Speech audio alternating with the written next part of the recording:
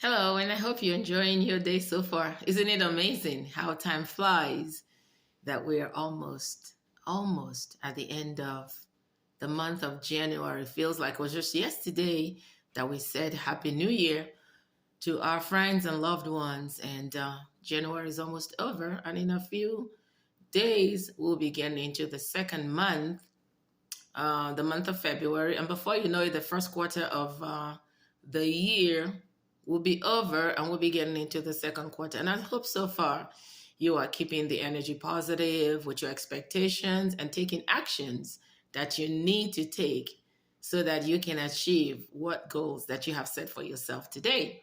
And if you've been following me on my YouTube channel, Chidro Circle, I've been bringing series. And for the month of January, I was talking about the storm. And I will be concluding that series today. And I talked about why storms come into your life. The storms don't come to destroy you, but they come to build you up. But the only way, the way we see storms is as a result of the kind of mindset that we have, which is a direct result of the experiences that we've had in life. So our outlook, the mindset, how we'll see life itself. If you have a positive image about life, then you'll have a positive understanding, or an understanding that storms come to everybody. It's not something that is directed towards you. It's not peculiar. Storms are not peculiar. Neither are they there to destroy you. It's something that comes to every human being. And these things come, and the way we handle them will determine the outcomes that we have, whether we're going to come out stronger or come out weaker.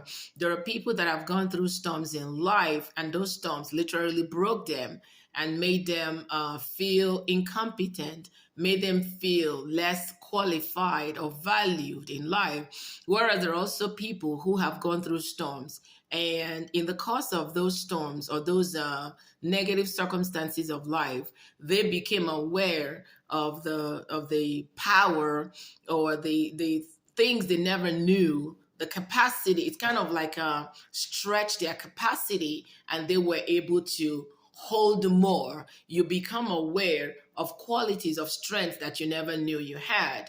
And sometimes the storms of life bring out our weaknesses. And what this should do for you, instead of making you feel bad about yourself, it also helps you refocus so that you know the things that you can work on more, so that you can achieve better results, so that if you should go through similar circumstances in the future, you'll be better equipped to handle them. So whichever way you look at it, storms are really there to build you up. If those storms have ended up with you realizing your potentials, your strengths, very good, keep going along that direction.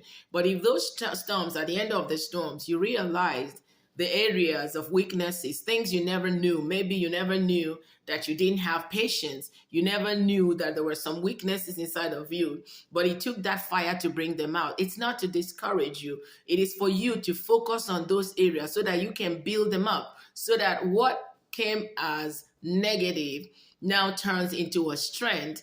And there was a story in the Bible about Joseph, who had a very negative experience with his brothers. And at the end of the day, as painful as it was, being betrayed by his own blood, at the end of the day, what he told them was, you meant it for evil, but God turned it around. So what was meant to destroy him became the catalyst that built character and helped him become who he never thought, or who nobody could ever believe that he could achieve at that young age of 30. So what came as a negative occurrence of his life was flipped around and became a strength that he used not only for himself, but for the entire nation. So not only did Joseph gain from it, his family gained from it, and two nations were preserved because he got the kind of wisdom that helped him tell Pharaoh, who was the leader of the land at that time, of the land of Egypt at that time,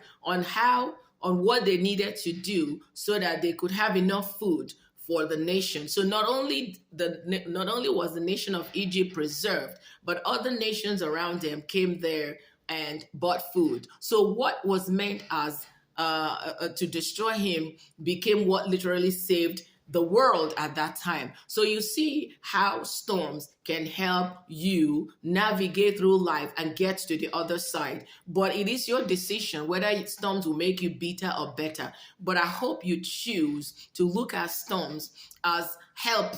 As I know, I do understand that storms are not easy. Nobody will wake up any morning and say, I want to experience, I want to experience, I want to have a feeling of the negative side of life. Nobody, but it's something that would come.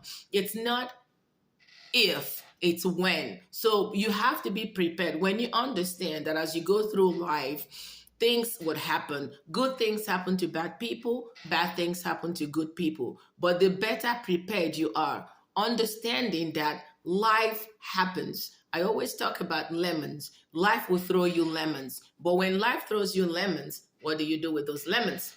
Do you just eat those lemons as sour as they are? Or would you rather make lemonade that you can drink and enjoy? So what I'm trying to say is that when you look at storms positively, always ask yourself, what is the goal? What is the gain? What is the lesson and the gift in this for me? Because there are some storms that we go through that are just that we created for ourselves. Maybe you were with the wrong association, because the wrong association will lead to wrong consequence. The positive association will lead to positive consequence. So whatever is the reason for the storms that you're going through in your life, do not be discouraged. That's all I'm trying to say.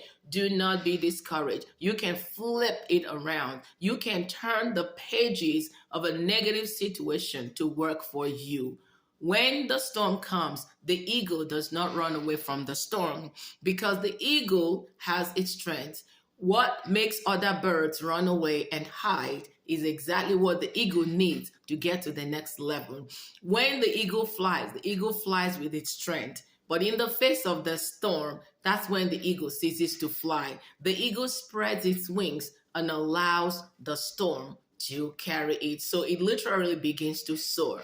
So you can soar in the midst of a storm. I don't know what storm you are currently facing in your life right now. Sit down, get a pen and a paper, write down, analyze it. See if there was in any way you contributed to the storm. If you did, don't beat yourself up. Forgive yourself, and then look at how you can learn from that storm, so that when something like that happens, you will know better how to handle it. Maybe the storm in your life is trying to tell you that it's time for you to change your association. When you move with the wrong people, you will get the wrong results. So analyze the storms, see what you can do differently, and then move from there. Because the more you rehearse a negative situation, the more you beat yourself. I always talk about no shame, no guilt, no regret. If you can take these three things out of your life, it will be easier for you to get to the next level. It always takes the storm for you to understand that life has opportunities and some windows that will never open twice. There are some opportunities that come only once in a lifetime. There are some opportunities that will come maybe every many years after. So, but if we don't have these near misses, if we don't have these opportunities, or maybe you've lived life where you took a lot of things for granted, and then boom, you have that wake up call, and it helps you realize. And then after that storm, or after that negative experience, you now realize that I think I need to sit up. I think I need to do things differently. But had it not been for that negative experience, you would never have realized that. So I hope that with the conclusion of this series on storms, you will begin to look at storm differently. Don't see it as an enemy that has come to destroy you, because if you look at it through that lens, you will never rise above it. But when you look at it as an opportunity, because two people can be in the same situation, or you can give two people a half glass of water.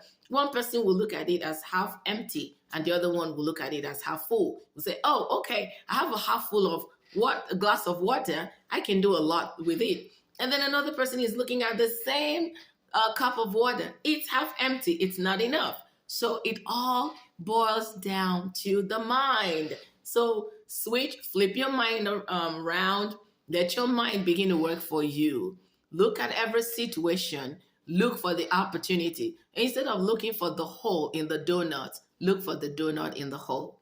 And it will amaze you how things around you will change and how you begin to look at the events of life differently. And what you thought was a weakness, or what you thought was something that has come to take away from you, at the end of the day, you look at it with open arms and say, had it not been for this negative experience, I probably would never have been where I am today. There are people that it took being fired from a job for them to become an entrepreneur today. They were fear would not let them take that next step because they have become so used to being in the comfort zone. I keep talking about stepping out of your comfort zone because there is no growth.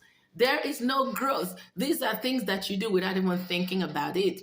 But it took some people being fired from their jobs to start that business. And today they are doing phenomenally well in that business that they are even hiring others. So now you're creating job opportunities for others and also creating the space, the time and financial freedom for yourself so that you'll be able to do the things that a 9 to 5 job didn't allow you to do. So you see how a storm can be a blessing for you. Welcome storms into your life, learn from it, and keep moving on.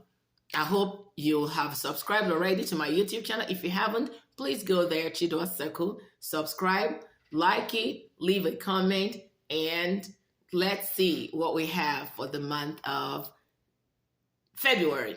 Until then, enjoy the rest of your January. God bless. Shalom.